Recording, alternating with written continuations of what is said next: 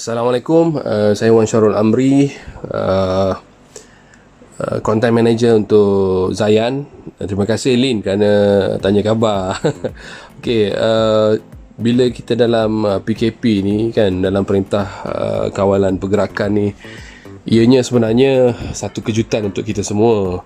So sebagai seorang pengurus kandungan, kalau di radio station ataupun di sebuah syarikat, di bawah syarikat penyiaran ni, kita kena sentiasa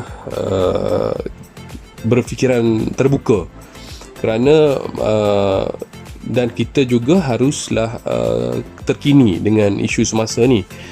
Kita nak engage, kita nak tahu apa yang sedang berlaku, dan kita, tanggungjawab kita sebenarnya melaporkan, kita menyiarkan mesej-mesej yang baik dan bermanfaat kepada existing listener dan potential listener, ataupun orang yang dahgakan informasi di dalam situasi RMO ini, Restricted Movement Order.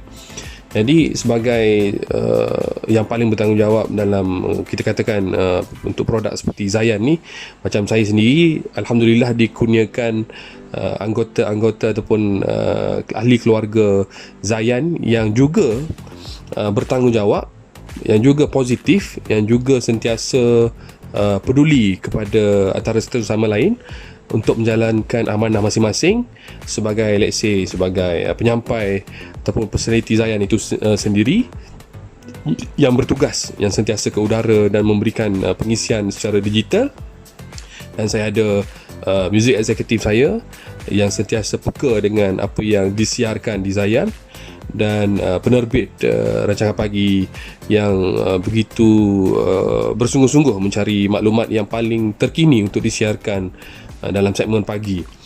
Apa yang penting dalam situasi ini, sebagai seorang pengurus kandungan, saya juga haruslah memberi contoh yang sangat positif, kerana kita semua ni dalam keadaan fragile, maknanya dalam keadaan sensitif, kerana ini adalah pengalaman pertama paling unik yang kita kena lalui sebagai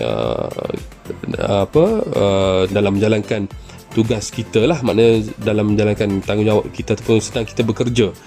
Dan konsep work from home especially juga kebanyakan kita ini adalah yang pertama kali kita kena buat. Nak tak nak, memang untuk patuh kepada arahan, kita kena work from home, berada jauh di antara satu sama lain. Tetapi alhamdulillah kita terus disatukan dengan wujudnya teknologi tanpa sepadan ni, maknanya kita ada internet, kita ada panggilan telefon dan sebagainya, alat telekomunikasi untuk sentiasa sama-sama berhubung dan memberitahu apakah aktiviti terkini, apakah situasi terkini yang kita harus harungi bersama-sama sehinggalah RMO ini ataupun PKP ini selesai, insyaAllah. Dan sebagai pengurus kandungan, yang penting saya kena memastikan ahli keluarga Zayan ini dalam keadaan steady, dalam keadaan tidak tertekan. Arahan yang saya harus sampaikan, tuntutan pengisian yang saya nak request kepada ahli keluarga Zayan ini, seharusnya dalam bentuk yang juga kekal tenang.